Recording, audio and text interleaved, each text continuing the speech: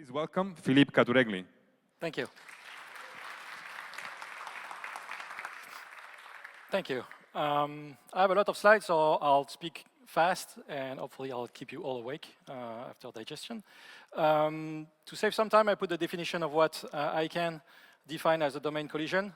This is back from 2013. You would expect that 12 years later, this is a problem that is well understood and addressed, but you'll see that it's not necessarily the case.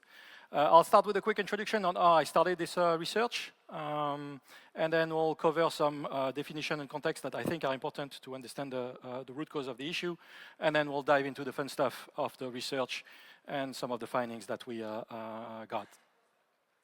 So we were hired early last year to do a red team engagement for an IT service company. I changed the name of the company.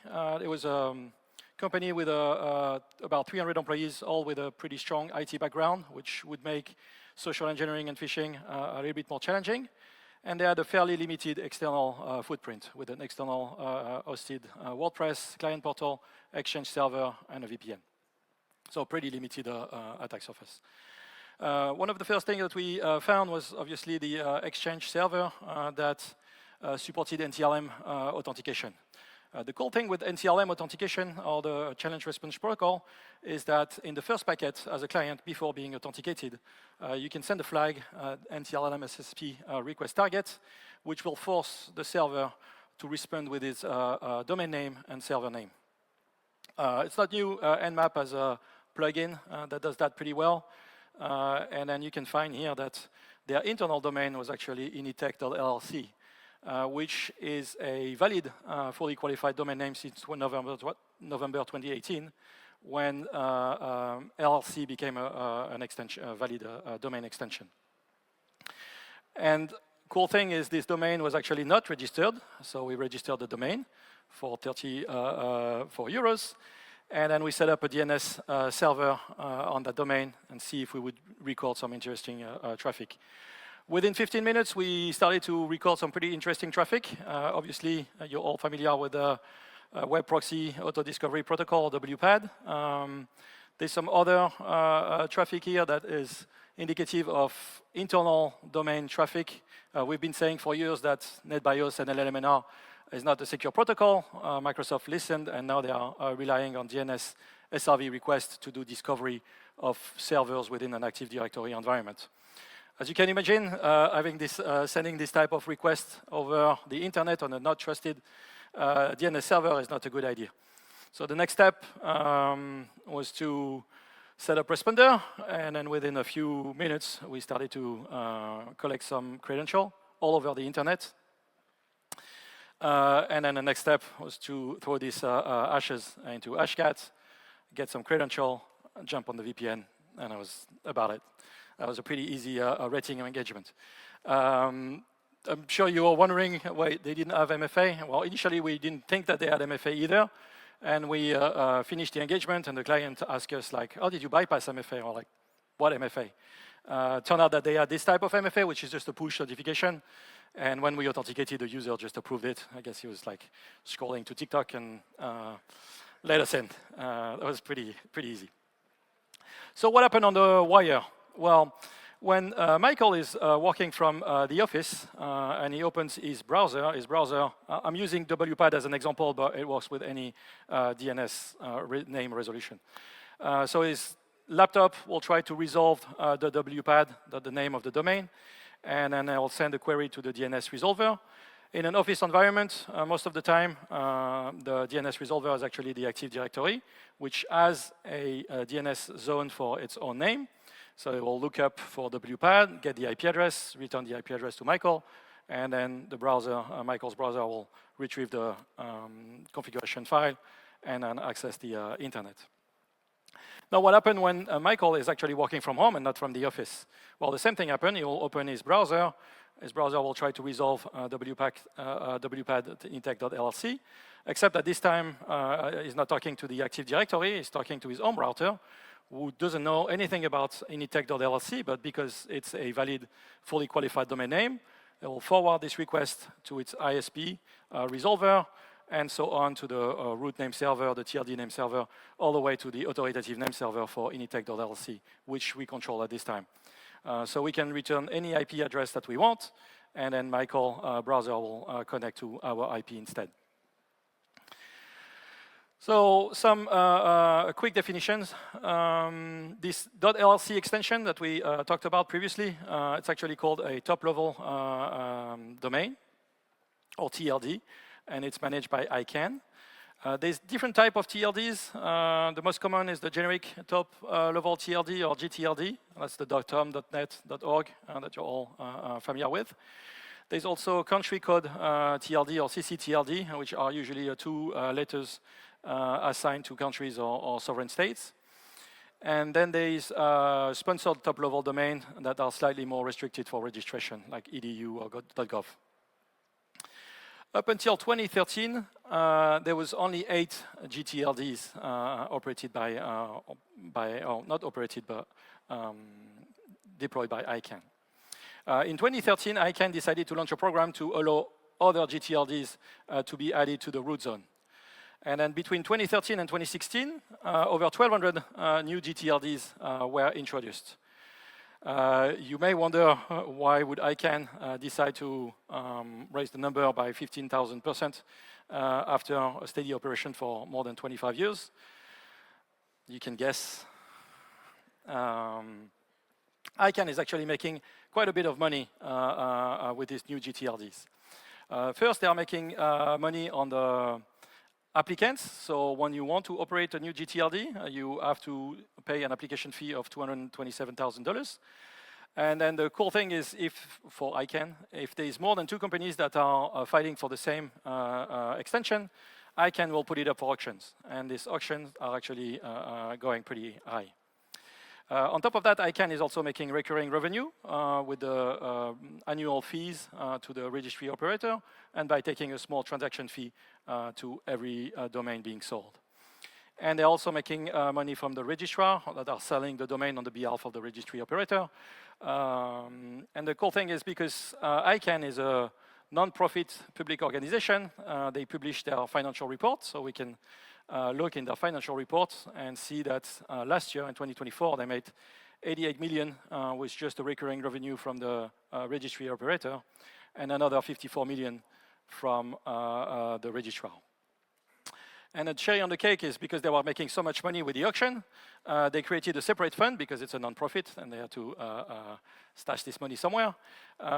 So they have a stash of 276 million in a separate fund that is not part of the non-profit.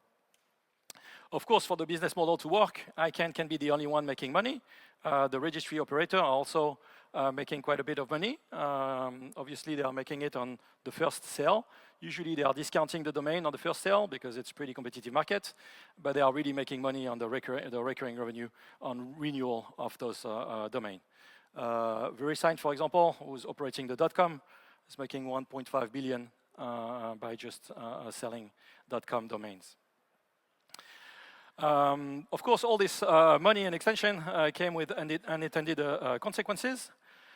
First, companies suddenly had to buy up a ton of domains to protect their brand, whereas they are used to buy 8 domains, now they have to buy 1,200 domains. The increase of TLD is also making things a little bit more confusing for users and make phishing a little bit easier. You probably all heard about the .zip extension that came out a few years ago.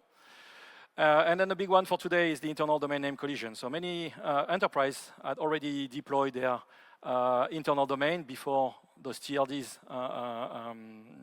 got assigned by ICANN. And unfortunately, the thing is, in an Active Directory domain, you cannot rename your Active Directory. So you're stuck with whatever domain they chose 20 years ago when they set up the domain. So you may ask, is ICANN doing something to prevent domain name collision? Well, of course they do, otherwise they will be irresponsible, right? So in 2013, when they added all these GTLDs, they ordered a study from JAS Global Advisor, who came up with a report that suggests that they put in place a name collision occurrence framework. That sounds fancy.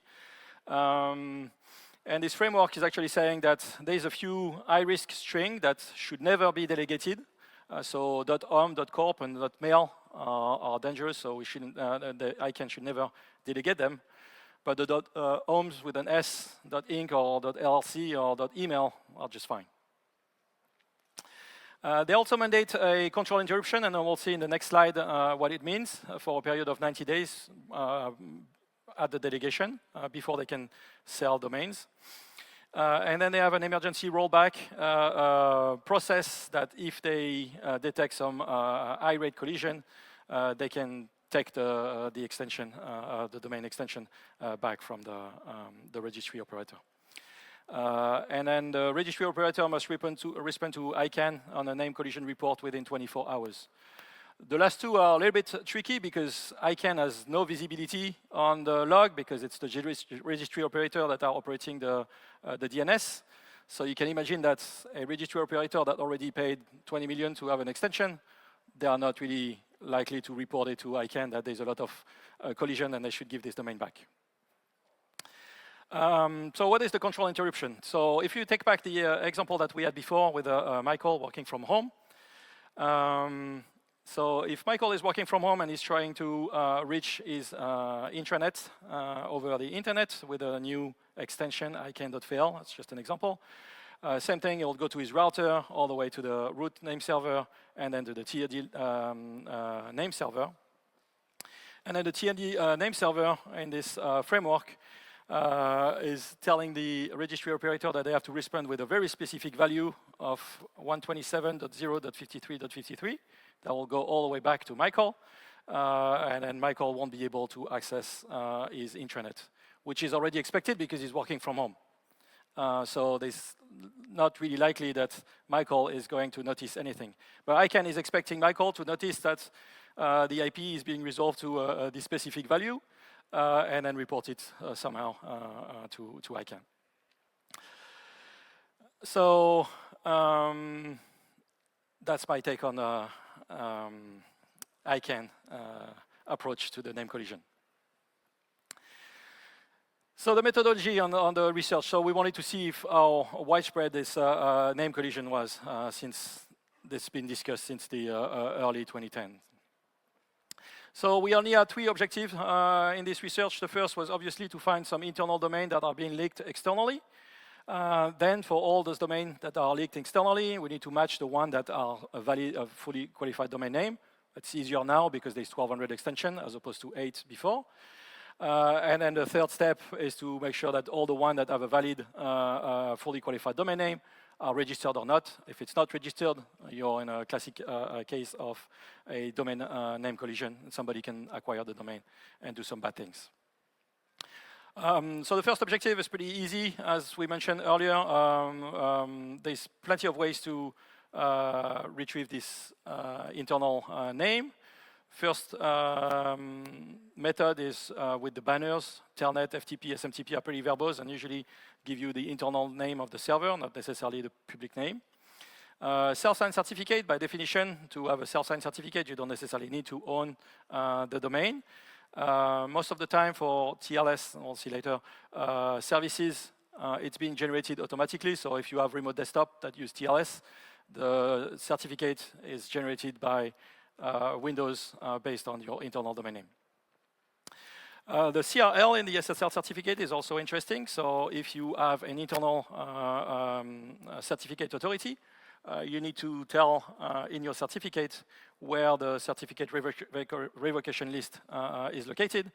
And quite often, you'll find some internal URL in this CRL.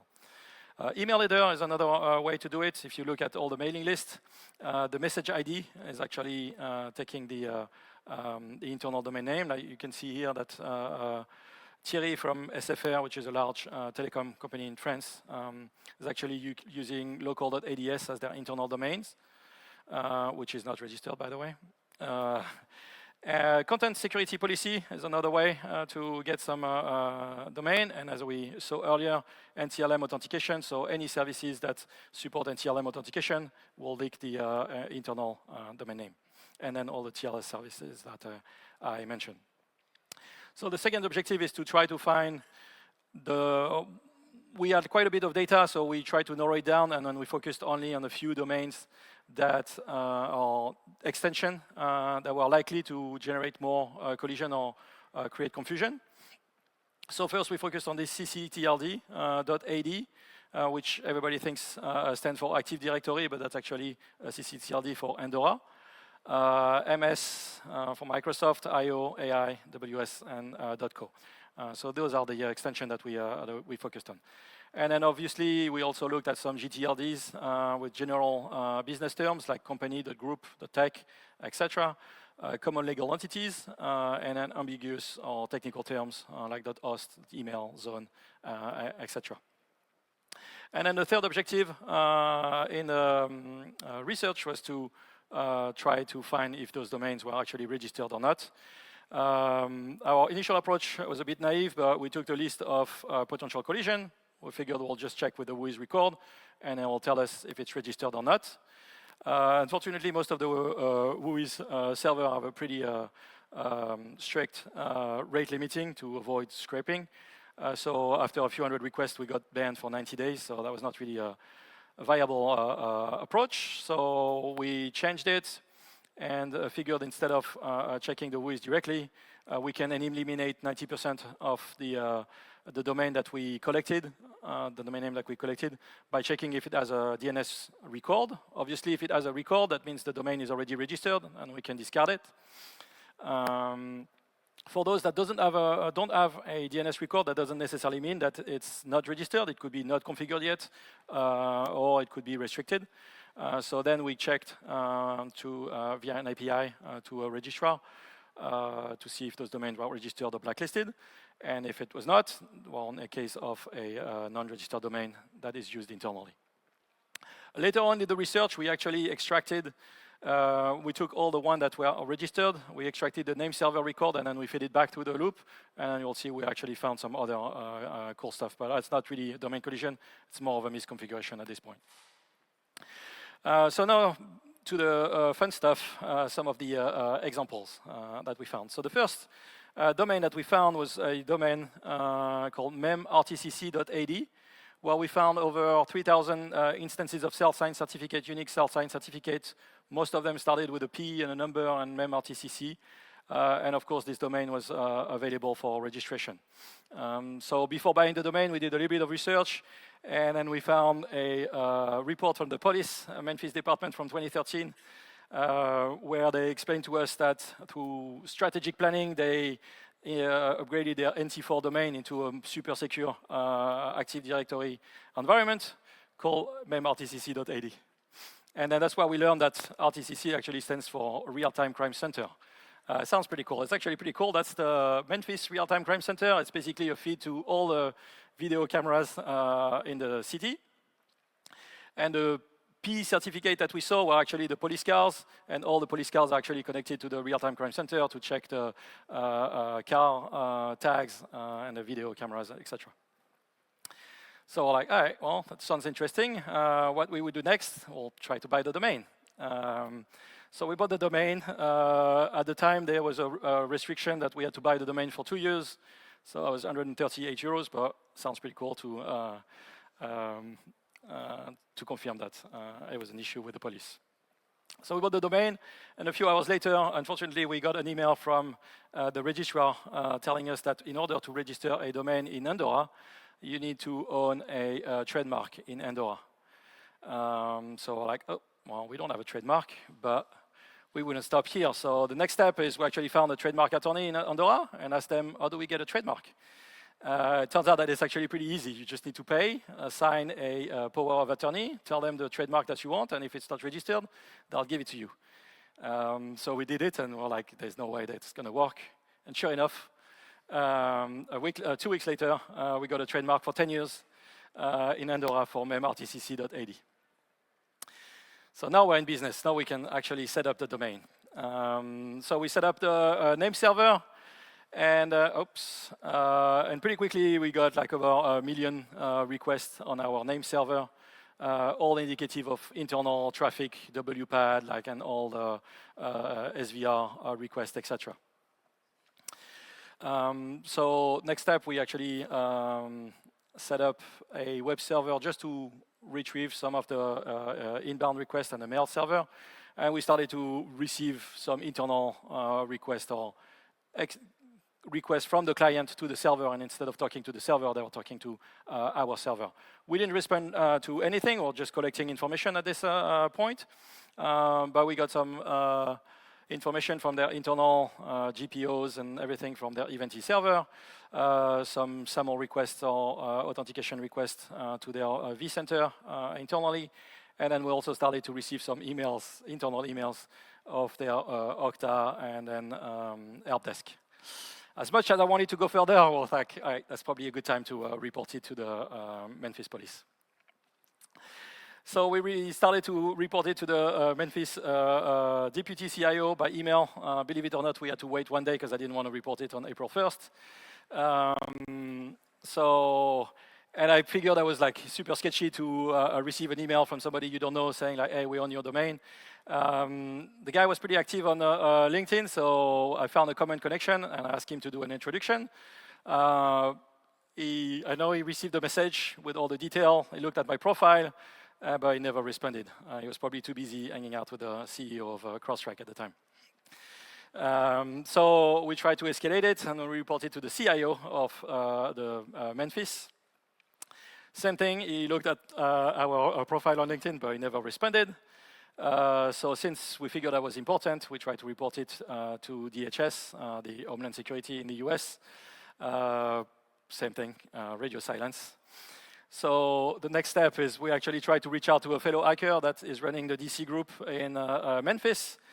And he was super helpful. He actually went to the police station, tried to get the number of the real-time crime center, left a voicemail. And I guess that was pretty funny that, I don't know what voicemail he left, but he had a visit of the Homeland Security just a few hours after his voicemail. At this point, about a month later, we finally got somebody from the FBI reaching out to us to ask us what was the domain. We tried to explain what the domain collision is. I'm not sure he understood everything, but he promised that he would find somebody in the Memphis IT department to reach out to us and get the domain back. But they never reached out. So we spoke to Brian Krebs on August 5th. I thought that was an interesting story. And coincidence or not, but a week later, we actually got a contact from the security manager at the Memphis police. And then Brian Krebs wrote an article about it. And then we got a cool coin from the Memphis FBI for giving them the domain back. Active Directory is actually a pretty interesting CCTLD or TLD extension. It's a fairly small, I mean, Andorra is pretty small. There's only about 1,200, less than 1,200 domain actually registered in this TLD. Looking through census, we found about 3,800 signed SSL certificates, so valid SSL certificates, but we found 25,000 self-signed certificates. Out of these 25,000 self-signed certificates, we extracted 2,700 unique FQ fully qualified domain name. You already know that there's a problem if there's only 1,200 that are registered, and when we extracted 2,700 domain. So out of these 2,700 domain, turns out that 2,400 were actually not registered. It's a pretty big domain for collision. Everybody is using it for Active Directory. So now we know the process. We're like, all right, what other cool domain can we buy? So we went after local.ad and then internal.ad. And same thing, now we know the process, so we got the trademark for 10 years for those two domains, set up the name server, and now we got like into all different ballpark. We got like about 7 million requests in a few days.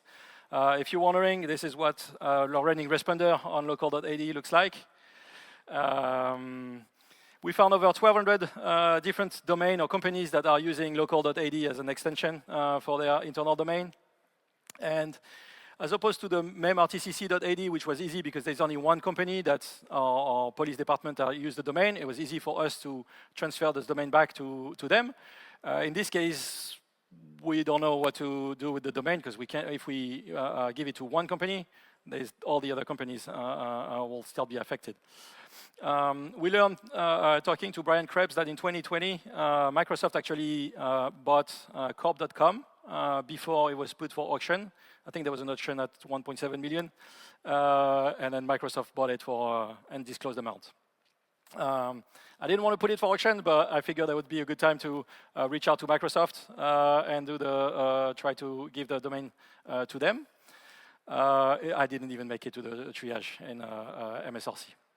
Luckily, we met with Dr. Azure ID, who's going to give a talk later. We relayed the information internally, and then a few weeks later, the Microsoft corporate domain actually reached out to us to get this domain back.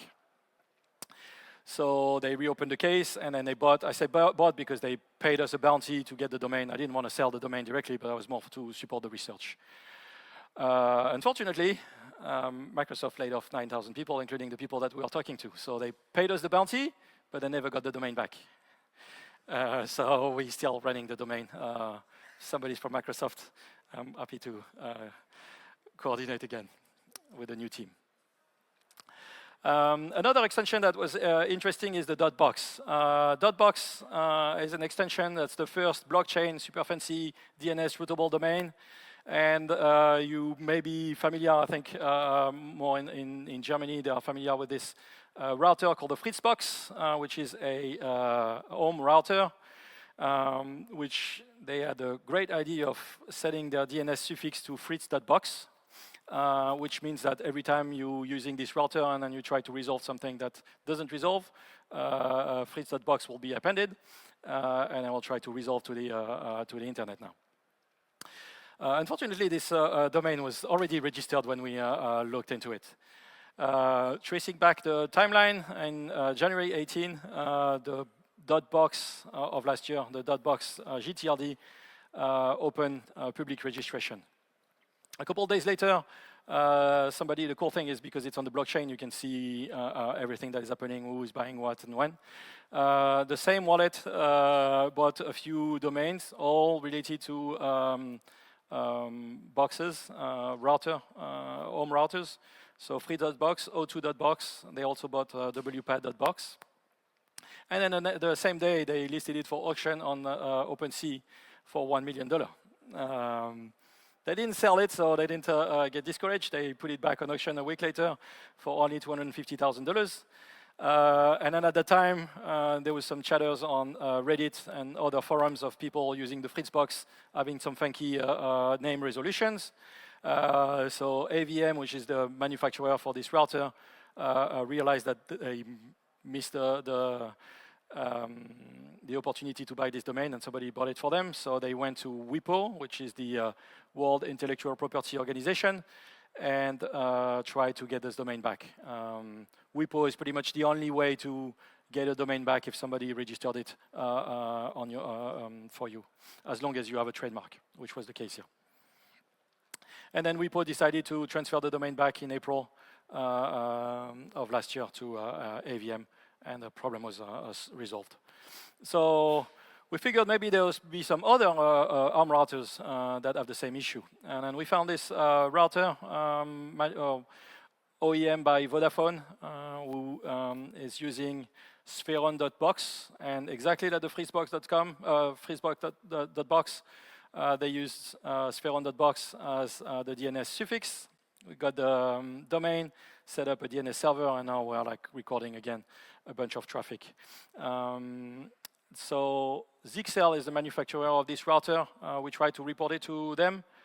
I'm not sure they really understood what our DNS works. So initially they told us that it was not an issue because we gave them this list of IPs, which if you understand DNS, this is a name server resolver trying to talk to our name server. That's not necessarily the IP address of the client. So if you're using Google or Cloudflare, this is the IP address that we're going to record. And they said like, oh, nope, these are IP address outside of Europe. All our clients are in Europe, so it can be a problem with our router. So We followed up, we sent them a bunch of passwords for their customers, and then they reassess their assessment, and they ask us how to get the domain back. They didn't have any bounty, but they gave us like a really nice certificate of recognition, and then we transferred this domain back to them. But again, I said I don't think they really understood how DNS works, so they got the domain back, but they didn't reconfigure it. So the the authoritative name server was still pointing to our server 6 months later. So we were still getting all the traffic. All they had is they had control of the domain if they wanted to change it, but they didn't. I guess they didn't know how. So yeah, we still got a bunch of traffic 6 months later after transferring the domain. Another domain that we found was cph.ad.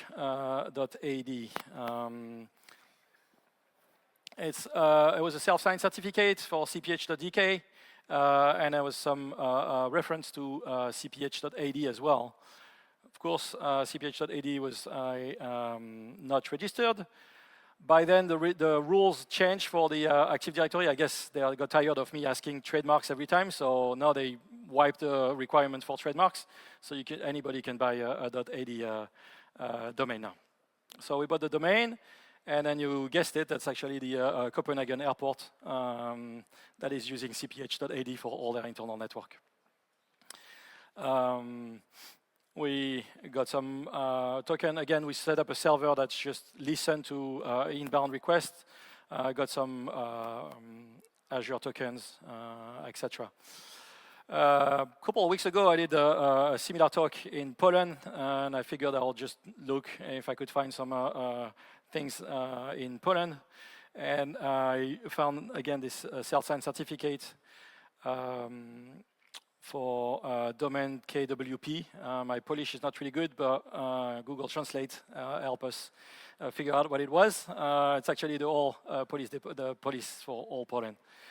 So we got the domain, set up the DNS server, set up a web server, and it turns out that all the agents are using a Samsung phone with the email client that doesn't support OAuth authentication, which means that it falls back to basic authentication. So now all the police officers were sending us credential in clear text. It's over SSL, but because we own the domain, we set up SSL, so it's actually in clear text. And they didn't find it funny, so they asked us to transfer the domain pretty quickly. Figured last night, since we were in Italy, I'll look for domain collision in Italy. And I found this certificate for netsw.it, which was, again, a self-signed certificate, signed by a certificate authority, internal certificate authority.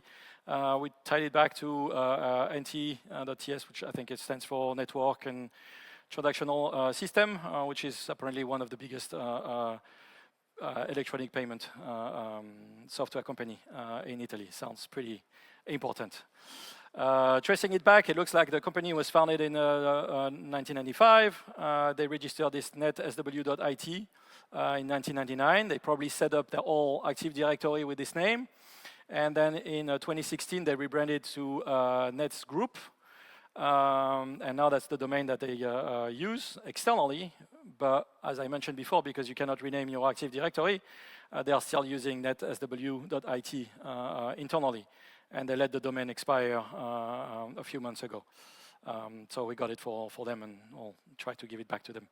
Of course, all their internal traffic is going there.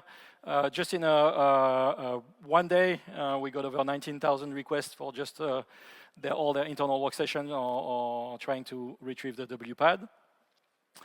We also retrieved some internal requests, and same thing, they are sending us their basic authentication for their email server.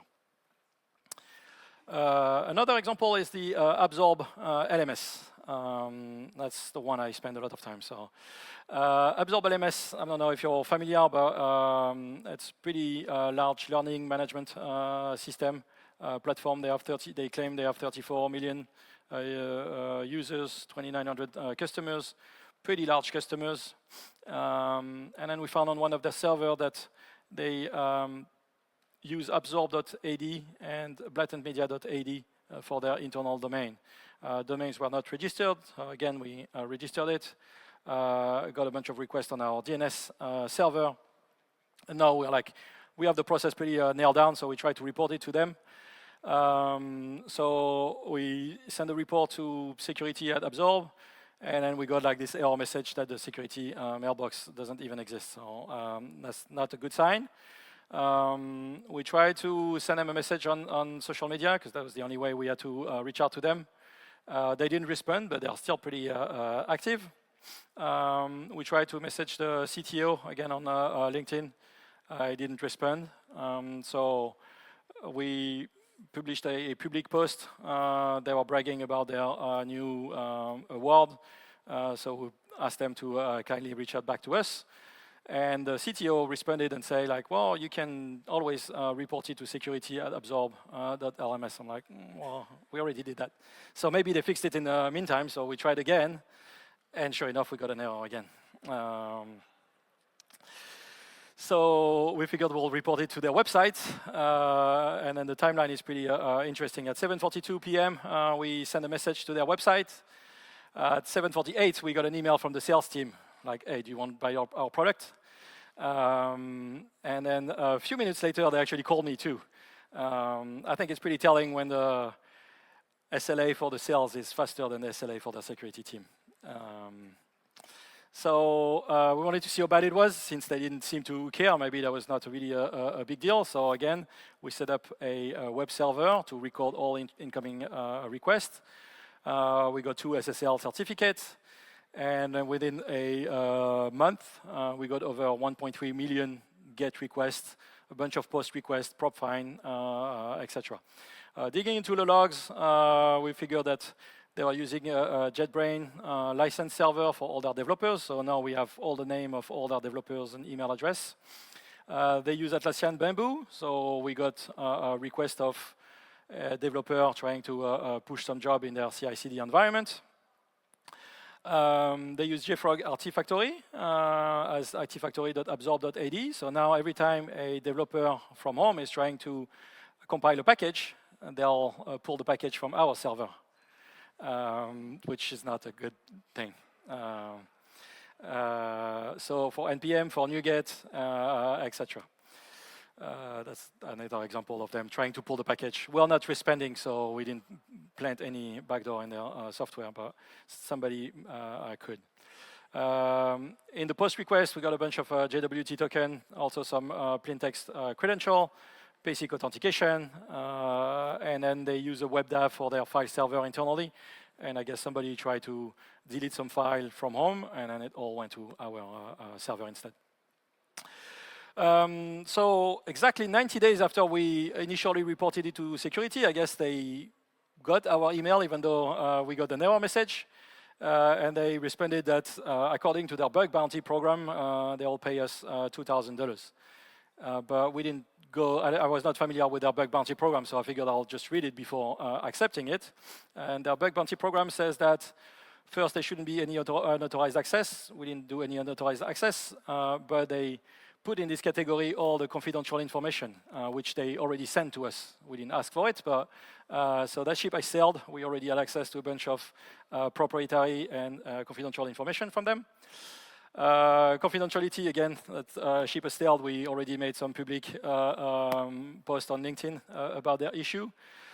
So we, and then, well, yeah, the last one is no public disclosure, so we wouldn't be able to talk about it here. So we kindly decline the bounty reward, still wanted to give the domain back to them, and they got all confused, so they thank us again for the bounty, and they send us their VP of legal to get the domain back. I'm not sure how it's going to work, but I'll let you know. So for now, they still didn't get the domain, and I haven't heard back from the VP of legal. If you recall, when what I mentioned earlier, in the process, I extracted all the name server and I feed it back through the loop. And then we also found some what we call fat-fingered name server. So these are domains.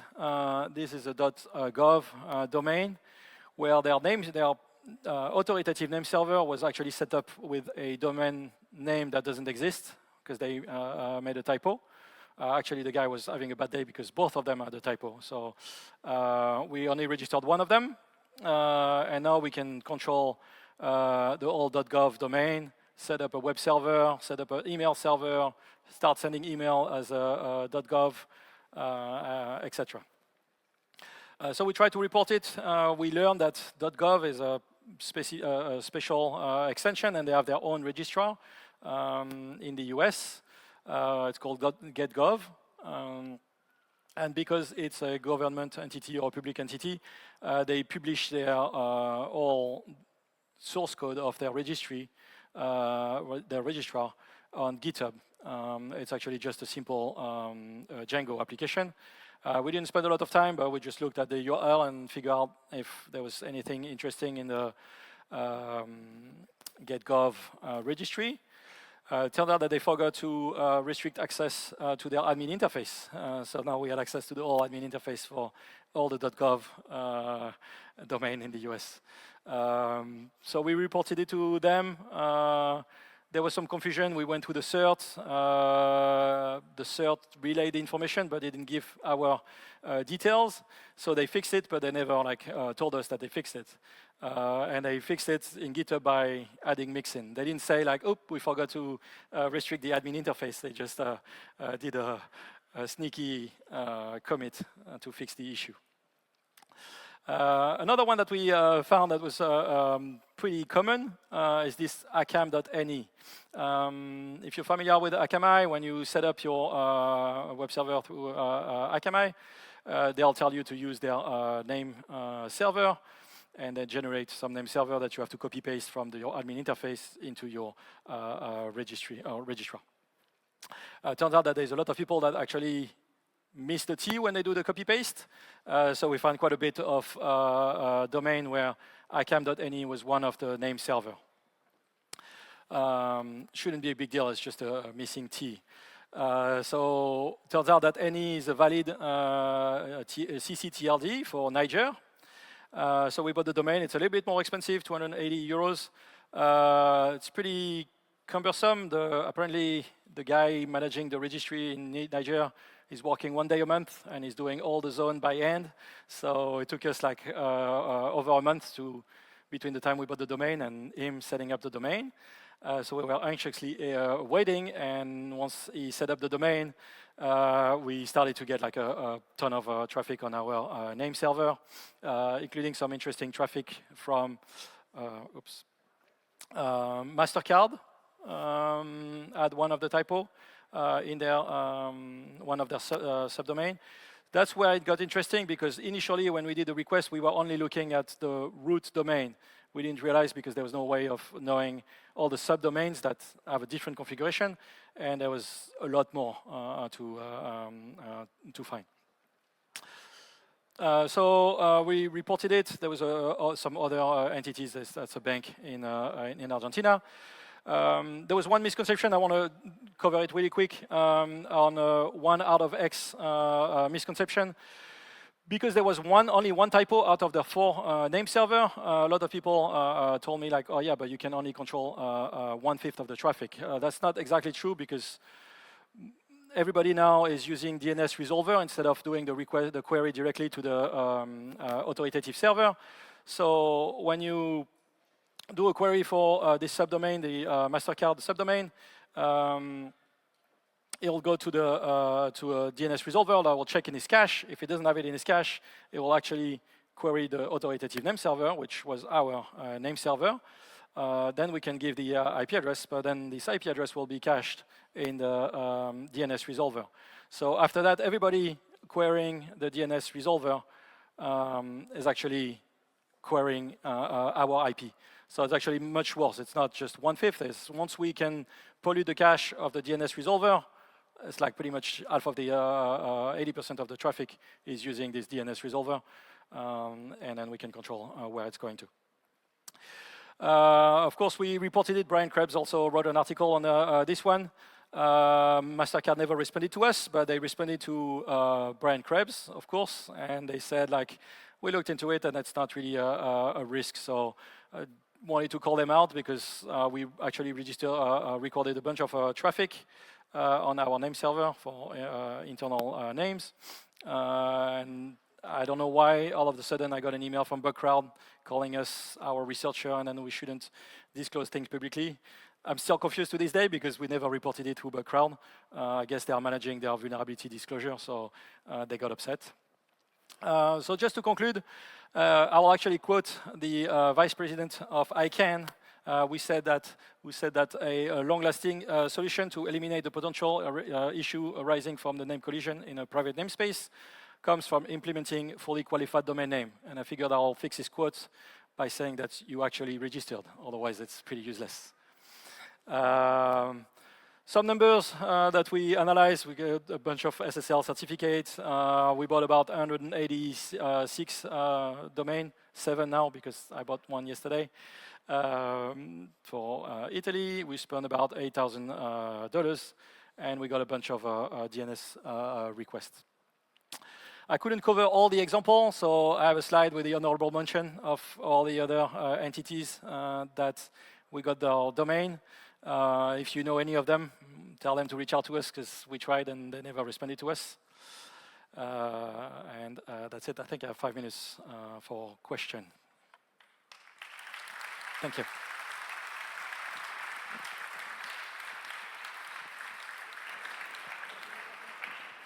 Thank you, Philippe, for this very entertaining talk. Thank you. We have 2 questions.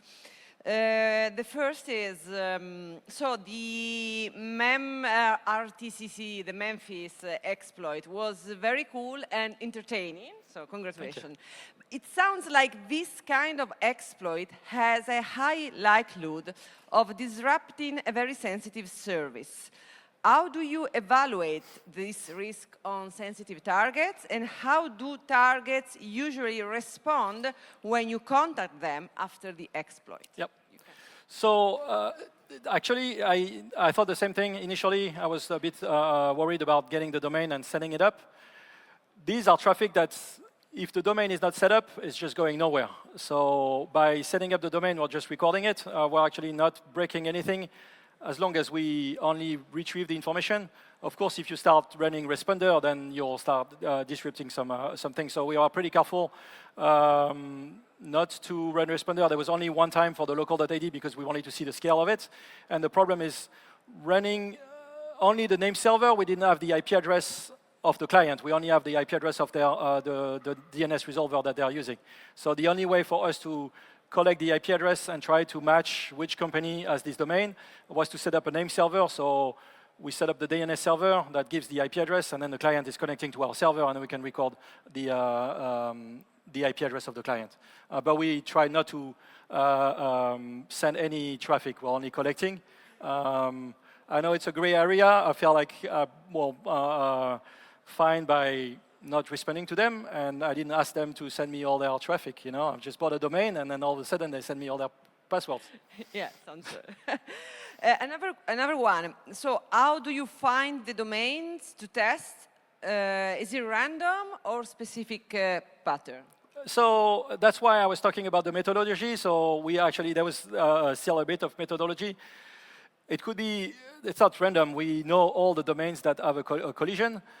Initially, we tried to look at the one with a high number of iteration in the SSL certificate. For example, for MEM RTCC, there was 3,000 self-signed certificates. So we were like, all right, that's definitely something big and could be interesting. Later on in the research, we realized that even domains with only one SSL certificate can be a giant domain, and it's just one server is misconfigured. And some, like the Copenhagen airport, it was only one server that was not supposed to be on the internet, and it exposed its certificate for a limited time, and then we were able to retrieve it. We used Census because they are scanning the internet. We initially tried to scan the internet ourselves, and that was not super efficient. Census is doing a pretty good job at it, and they have a researcher access, so we have access to all their data, and they have historical data. So that's mainly what we use to extract the domains and then try to correlate with the one that are registered or not, and then go from there. Okay, and no, there was no other So that was not a random pattern. It was that just was the last one. Yeah. Thank you. Thank you. That was not a random pattern. It was just like, well, I mean, we had a list, and then after that, we had to pick one in the list. So some of them were random, but we already knew the list of domains that were colliding. Thank you again. Thank you. Thank you, Philippe.